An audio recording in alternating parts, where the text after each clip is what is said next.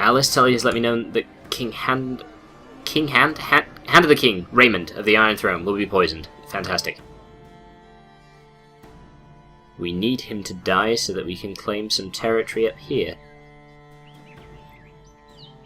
Well, it would be ideal if he died. I don't know, wait, what am I talking about? It's not for the claiming of the territory, it's more so that the people in his court stay away from his court. The Tullys. Oh, fantastic. Oh, my complicity was discovered. I'm now deceitful and dishonourable. I can probably take the hit to public relations, to be honest. Robert seems kind of alright with me killing the Hand. He's still like, you're a good guy, really. I'm the Justin Bieber of the medieval world, I can do no wrong. And finally, of course, as you've just witnessed there, we now have Agnatic primogeniture succession. I'm not sure if I pronounced that correctly, but there you go. Which means that only males can inherit, and that is in Dawn as well as the Stormlands. So, that means that we have one heir. Well, we would have had one heir anyway, because we, You know, I forget what happened to our eldest daughter, but she's no longer around to make things complicated. So, yes, now there is no longer a problem with the territories being split up, depending on whether or not there was because of the conflicting succession laws in Dawn and the Stormlands.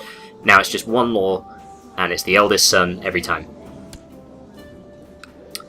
And then I think it goes to uncles before daughters. I believe that is how that succession law works.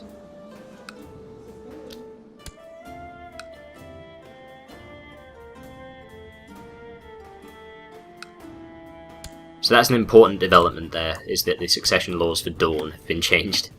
Regressive change, yes, but it makes it a lot easier to cement my dynasty.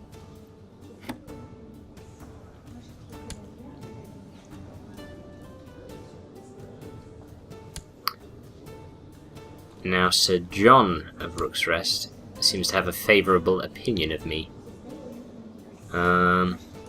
He being a Tully. Edmund has a slightly favourable opinion of me, but he's less likely to come over to court than the other one, I would assume. But he loves Lord Harwood too much, who is a child lord who succeeded from his father, which is surprising. The idea was that they wouldn't have a very high opinion of the lord, and then they would be happy to move. It'd be great if there was some way I could interact with them to say, look, come over here and I will win you the Riverlands. Like, you don't have, like, bugger all. You're in the court of, like, some low lord that's a child. That's where you are right now. You know, it was a great house once, and one of the oldest houses, and I want to restore it to its former glory, mostly for my own personal gain, but still, I'm pretty sure they'd be on board with the idea. But obviously there's no way of sort of carrying that out within the mechanics of the game. So it's a little bit disappointing. Diplomacy in general is probably the area in which this game lacks the most. And I feel as though, with the amount of hours I have logged in this, I'm in a position to be critical of some of the features. I still enjoy it a great deal, of course, but those are my feelings there. Right, we've got a better Master of Laws now. Lady Marai the First of Vaith. I believe that's how it's said. And the idea is that she will be better at fabricating claims on territories. And hopefully we should get claims quicker now.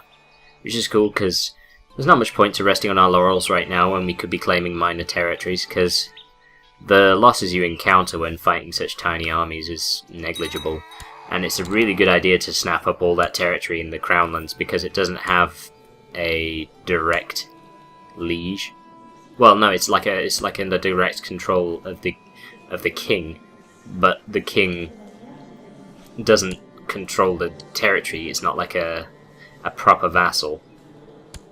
It's hard to explain, but basically, when you declare war, they are the highest lord. So, for example, all of the Lords Paramount are vassals of the king, but if you want to declare war on a Lord Paramount, so you declare war on the Lord Paramount. He controls that area. So, what you essentially have in the Crownlands is a load of very tiny Lord Paramouncies. I'm thinking that we can bribe Sally? I'm going to call her Sally for sake of straightforwardness. See if we can't bribe Sally enough that she loves us enough to come over. So yeah, like, her opinion of us is now 90. That should be enough, right? Yes! Fantastic! Okay, we finally have a Riverlander who's willing to come over to our court. And you know what this means? We can start planning for our invasion of the North. Good God, that's a lot of Reach troops. Please tell me that's a rebellion. Yes. Yes, the West March has risen up against the Reach, and that's fine. It's not actually a lot of troops. It's a lot smaller than my army, but still, it's good to know that they would have to declare war before they could raise troops anyway, but there you go. Anyway, we're in a position where we can declare war for, what's his face? The Riverlands. Or are we not? It didn't appear on that list, did it?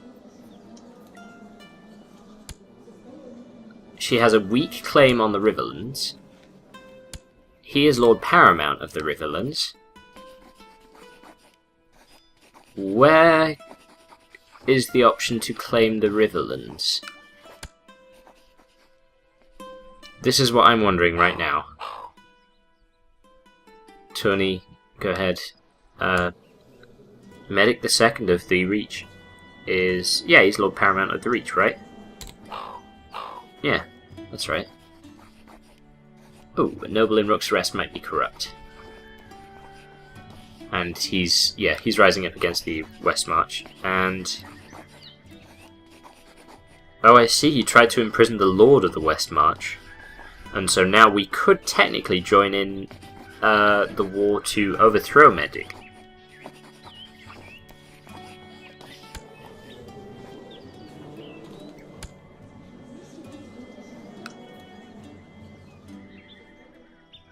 Either way, he's not having a particularly successful rule, is he? Let's just leave them to, I don't know, just sort of fail spectacularly. They had their heyday. When they took the Stormlands, that was their time. But I took it right back.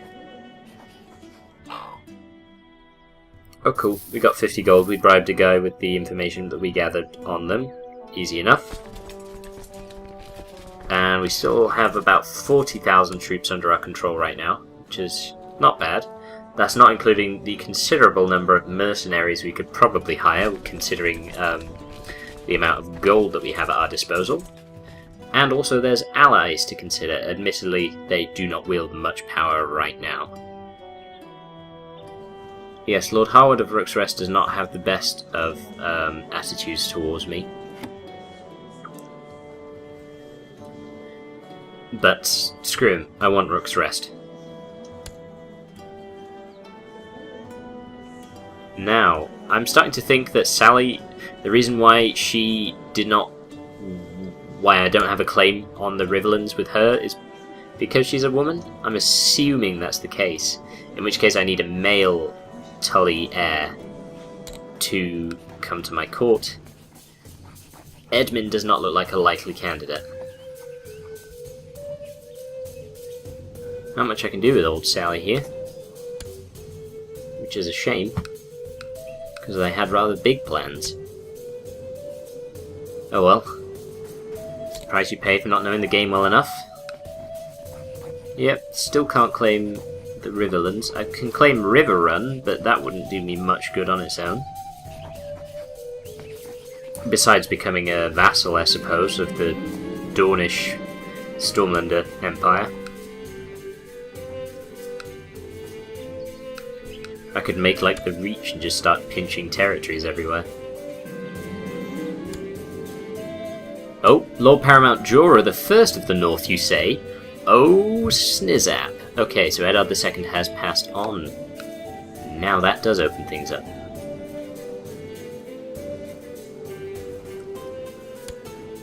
Right, so presumably he is much less liked.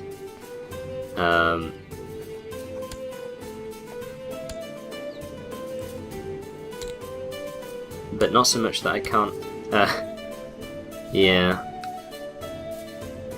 To take you through that, I'm trying to get some of Lord Jorah's siblings to join my court so that I can fight a war for the north and install them.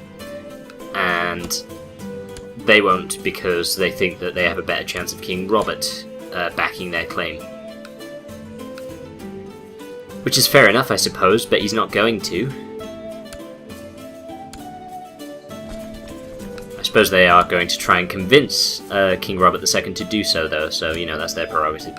But yes, and obviously I can't remove King Robert II from the picture because he is probably one of the most well looked upon kings that we've had in possibly the entirety of the game, which always makes things difficult.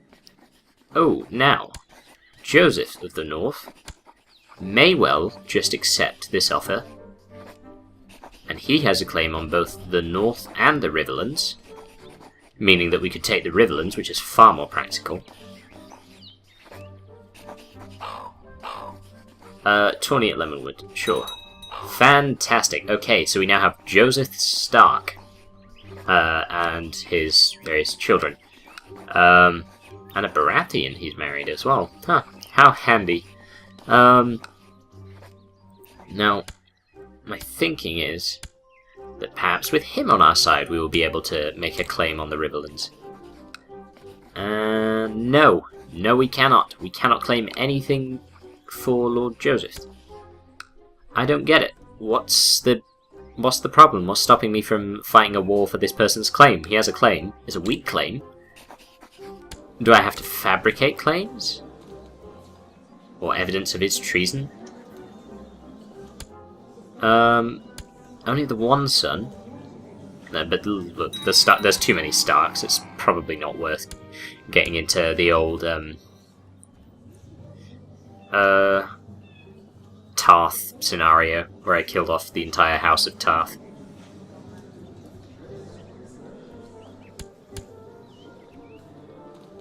That was, if anything, like more sinister than the Reigns of Castamere, because like most of those kids got killed, like not even during wartime.